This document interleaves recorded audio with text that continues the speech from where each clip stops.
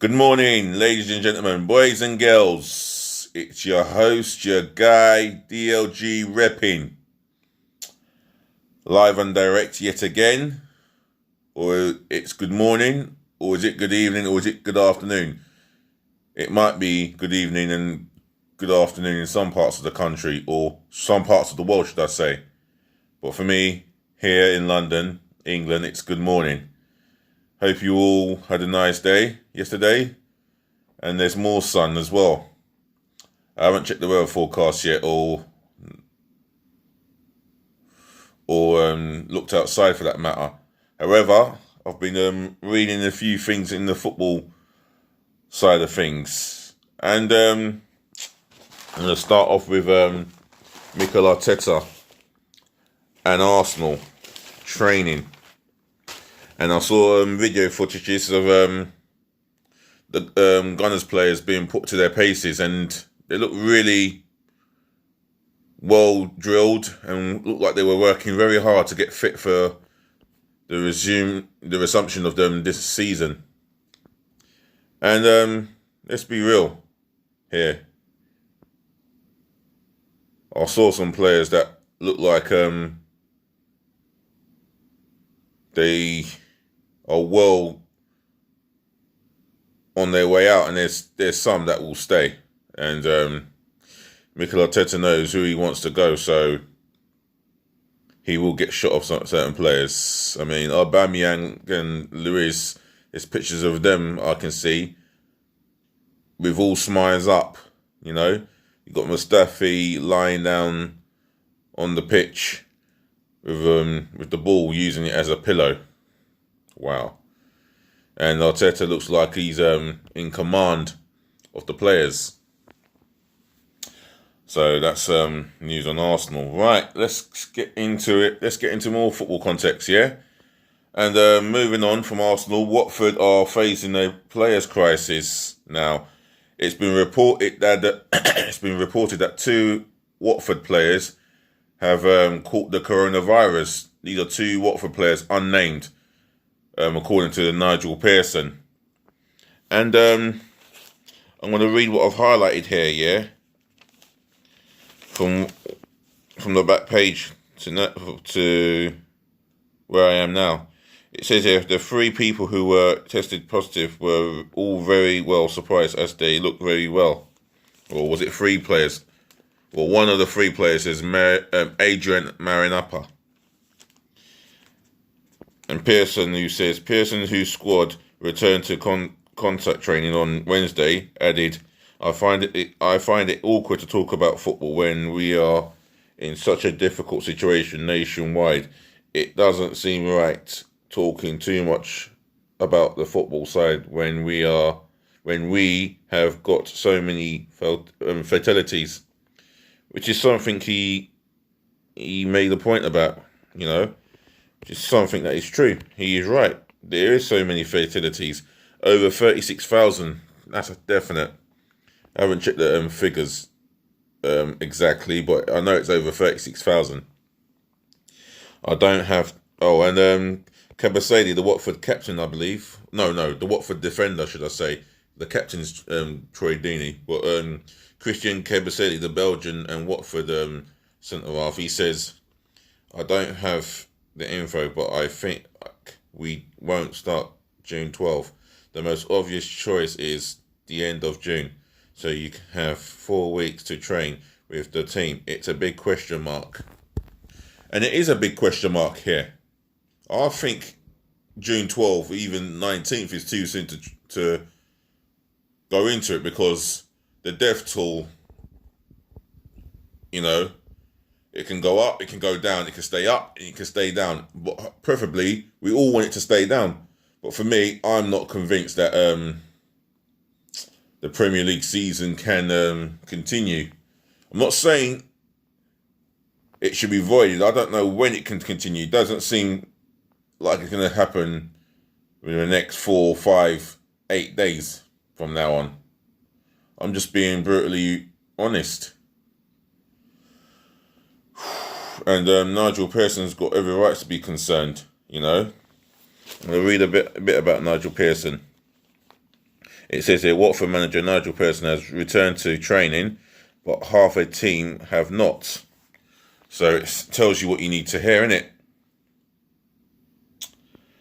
You know, half of the team are not training, and one of those team members is Troy Deeney, and he joins Kante in that category. And there's a number of players that was said by Jamie Redknapp on the football show that he knew of players that are not returning to training. So they're all seriously worried about the safety, and they have their concerns because, you know, they have their families at home, and it is a difficult situation where they go back home and pass on the virus to their loved ones, then they're putting their loved ones' lives at risk as well as their own.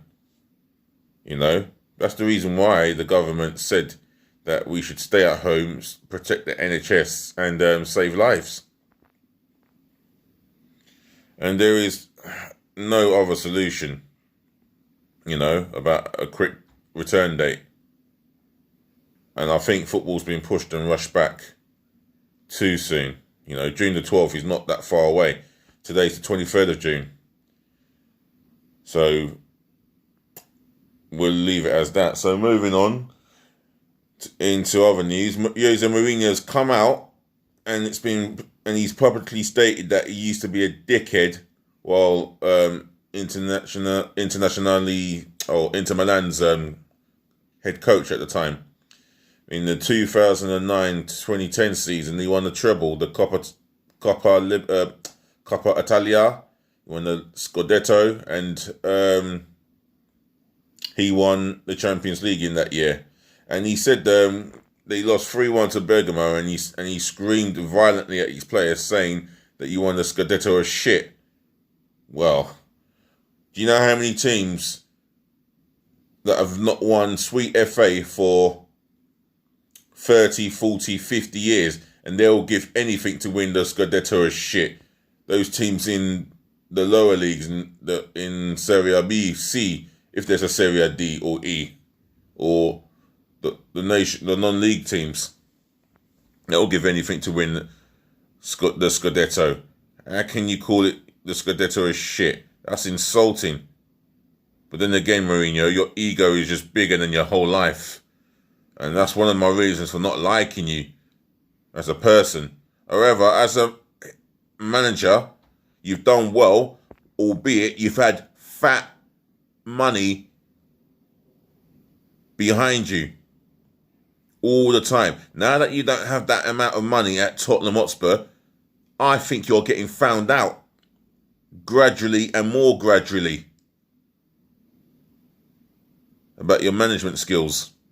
I mean, you upset the Man United and Chelsea players, and who's to say that you won't repeat your own history again by upsetting Tottenham players publicly? Because this is you as a person and as a manager, Mourinho. And to some, you are a dickhead. To me, I just don't like you. That's for sure. I will not ever like you. You need to get that in. Well, I think you understand. Even if you're not watching this video, I think you understand that I'm not your biggest fan. However, I admire your achievements as management. Credit where credit is due. So let's move on from there to Newcastle's Jamal Lascelles. He states here, I've written down here. Sorry, he hasn't stated anything, but I'm gonna find a page here.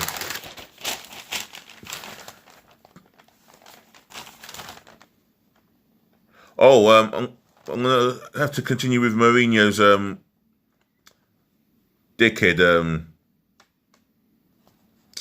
slur, where he calls himself a dickhead. It states here, the Spurs boss also revealed he was violent with his players and told them they had won the Scudetto as shit following a defeat to Bergamo. The Portuguese man said, I'm never fake. I'm original. It's me and that's it. I was also called a dickhead, but that was me. It was only afterwards I understood I had hurt them and I apologized. Wow, he says he apologized here. So, let's go on to Lascelles. Where is it? Lascelles. Yeah, Jamal Lascelles.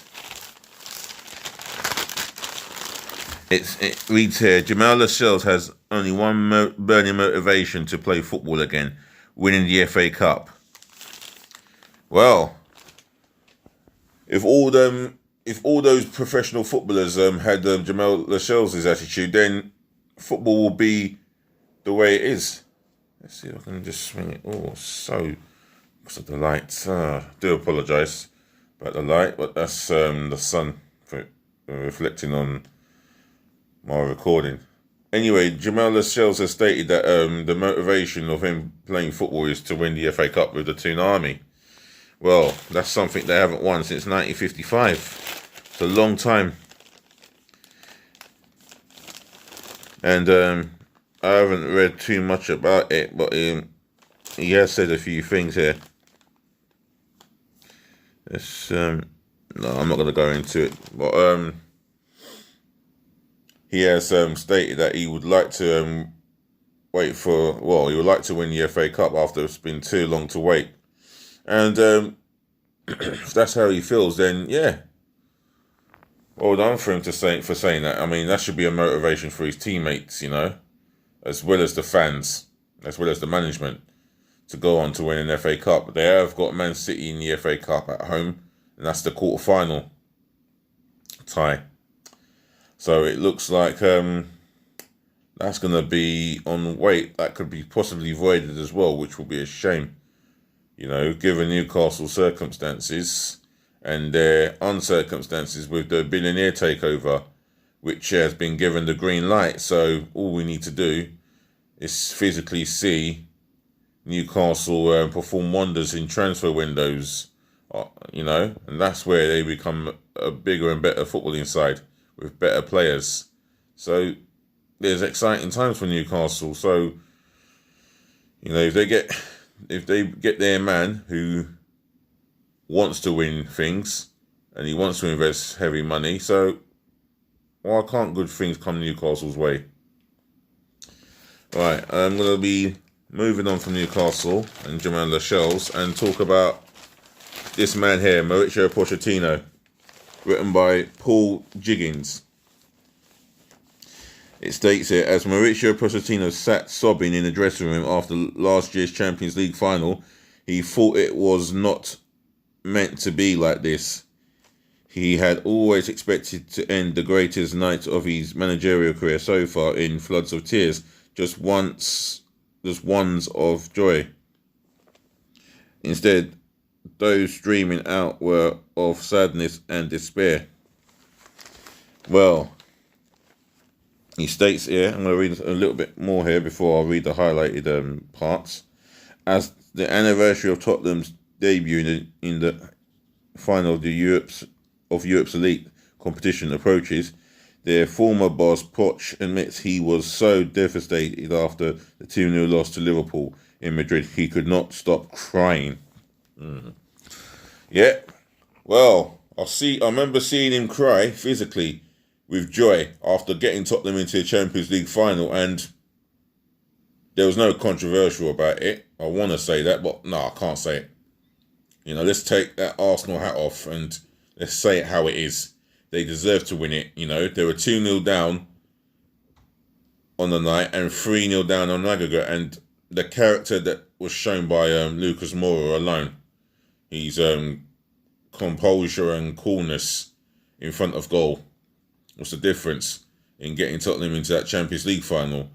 And I felt that he should have started instead of Harry Kane. Harry Kane was not quite fit to start that final, where Lucas Moura was on fire. He was on the best bit of form of his life. But Pochettino dropped him to the bench, and why? Why would he do it? And then during this season, Tottenham's form in the league was horrendous to say the least. And behind the scenes, he fell out with, it caused him to fall out with Daniel Levy, and the rest is history. And it's the reason why Levy made a decision on his future. Right, and I'm going to read some of the things that was said. I think Pochettino said here, I think it was very difficult to accept the way the game went. When you prepare for 3 weeks with the responsibility and in the way we did and worked with all the staff and players, we were very focused. I think we were convinced, and I was convinced that the final was going to go our way. That was completely in our minds. But no one is prepared after 30 seconds of the Champions League final to concede like that. Meaning the penalty that Mo Salah scored in the first half. And, as I remember, Sissoko's hand was in a very funny position. And I think that prompted the referee into making a decision to giving Liverpool that penalty early on in that final. Not that I minded, because I did mind if that penalty went in, and went in it did. So it kept me cheerful. And then at the end, I was ecstatic with joy. Just not to see Tottenham winning the Champions League based on their fans. And some of their fans do know me, and I know some of their fans quite well. So it's a case of I'll have to find ways of avoiding Tottenham fans for the rest of my life. Not. But however, I'll go on here. It saw him attracting interest from a number of rivals, including Real Madrid and Manchester United. Many will say Pochettino, 48, should have walked away from Tottenham on the 2nd of June last year, that is, the day after the Champions League final. But he insisted, no, because my commitment with the club, with Daniel, and of course with the players, the fans, was massive. I said to Daniel that we finished in the way that no one wanted, but the end, because of our commitment, our emotion, and our feeling in football, it needed to happen. If not, our relationship would have continued forever. Really? Daniel Levy, a relationship with his management forever. The Daniel Levy I know is a Daniel Levy who is awkward and difficult at the worst of times. And not many management can put up with that forever. Do yourself a favour, Pochettino. Don't kid yourself. Just come out and say it how it really is. Because what's been said here ain't all completely true. Certain things don't add up. And that's the fact. And I'm going to read here some more. I am so happy that he is at... He says something about Mourinho here. How he replaced him at Tottenham. And he states here, I am so happy that he is at Tottenham replacing me. He is a top coach and we have a very good relationship. That I could possibly believe, judging by the photos I see here today. Old photo of Mourinho and Pochettino in Spain, where Mauricio Pochettino was head coach of Espanyol, and Mourinho was the coach of Real Madrid at the time. He has taken my place at Tottenham. Unbelievable. Well, Pochettino should look on the bright side. He could still be a Man United manager, and he could still be a Real Madrid manager. Or he can have a job at Newcastle. And he did say that after 6 months, he's now up for the job. He's now up for the job back in the Premier League, or maybe in Spain, Real Madrid. But is he going to replace Zidane anytime soon? I have my doubts. So I'm going to leave it as this, yeah. I'm going to wrap this up. And then I look forward to talking football with you guys again, all over the world, that is, ladies and gentlemen, boys and girls. So stay tuned, and I'll do everything I can to come back sometime this afternoon and in the evening. So otherwise, it's your guy, your host, DLG Reppin. Peace, bless, and love. I'm out of it. Oh, before I go, yeah, remember to leave your thoughts, your comments below, in the comment section below, yeah? That is. Smash the thumbs up like button with abundance, yeah? And with more than abundance and more than the passion, you know what I'm going to say. That red button, yeah? That's spelled SUBSCIBE. Yes. You've heard it. Subscribe button. Smash the heck out of that subscribe button for me. And speaking of subscribers, a shout out to somebody else who's subscribed to my channel, yeah? I don't know where you live in the world or who you are in that respect, but massive big up to you, yeah? And big up to yourself, yeah? I hope you're out there doing good things, yeah? Maybe with friends or relatives, but subscribe to my channel you did. So massive shout out to you from DLG Reppin, yeah? I told you I will shout you out, yeah? If you subscribe to my channel, and shout you out I did. So massive shout out to you, subscriber. Thanks for the subscription. Thanks for the support and love, yeah?